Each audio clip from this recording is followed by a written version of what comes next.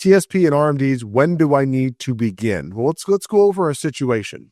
Okay, let's say that you're an active federal government employee and you're beyond your required minimum retirement age. Okay, you're an active federal employee, you're beyond your required minimum distribution age for RMDs. Do you need to take an RMD from your TSP if you're still employed? We'll cover that. What about your non-TSP accounts? And then what if you roll your money out of TSP? So we get asked these questions a lot, especially at the end of the year.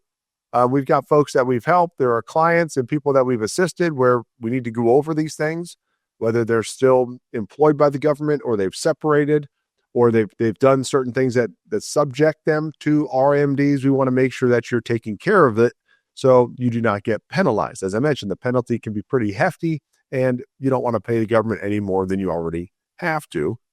So let's say you are an active federal employee and you're beyond your required minimum retirement age. How does this work? Well, first of all, you might say, what is my minimum retirement age? So let's look at that. Okay, so RMDs need to be taken if you are above these ages based upon your birth year. Now, a lot of you listening to this or watching this, perhaps you are 1960 and beyond is when you were born, then your minimum retirement age would be 75. 75. It used to just be 70 and a half for years, and they've steadily increased it for those that are born after 1949 or after June 30th, 1949. It's been going up. But if you're 1960 or beyond or later, your birthday, your RMD is age 75. So I'm going to leave this up here. The first question was, if I'm an active federal government employee and I've hit my RMD age, right? I've hit my required minimum distribution age. Do I need to take a RMD from my TSP? I'm going to speak slow here so we can make sure we're going through this because there's a couple different things. If you are an active federal employee, your 401k is your TSP. If you're an active federal government employee, you've hit your RMD and you're going to have some money in your traditional portion of your TSP, you are not required to take an RMD while you are still working because you are employed by the job that you have your 401k through, so you do not have to take one yet. Now, once you separate from service and you're beyond your RMD age, then yes, you will now be subject to RMDs from the amount of money that's in your TSP. But while you are working for the government, you are not required to take an RMD from your TSP or the eligible portion of your TSP. Very important. Okay, so if I go back and ask the same questions though, what about non-TSP accounts? Now, just because you're still working, your RMD eligible non-TSP accounts will be subject to RMDs. So that's important. So it's not all of your accounts. It's just the TSP that will not be subject if you are actively working. But your other accounts that are eligible for RMDs, I said your traditional IRAs, maybe an old 403B or some other kind of qualified account that's pre-tax, that's subject to RMDs. If you're no longer working there, right, those are not attached to your federal employment, and it's just your TSP that's not subject to RMDs. Those other accounts are subject to those. I just want to be clear there. So now let's look at a different situation, because federal employees, at some point in your career while you're working, you can roll money out of TSP into your own IRA account. I just said that if you're actively working, your TSP is not subject to an RMD. A lot of acronyms here, so I hope you're following.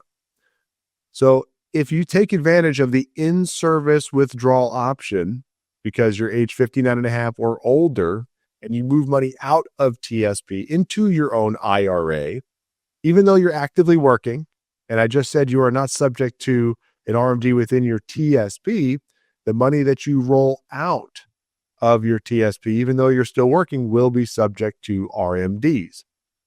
So that is something to take into consideration when looking at options for a TSP transfer, withdrawal, or rollover.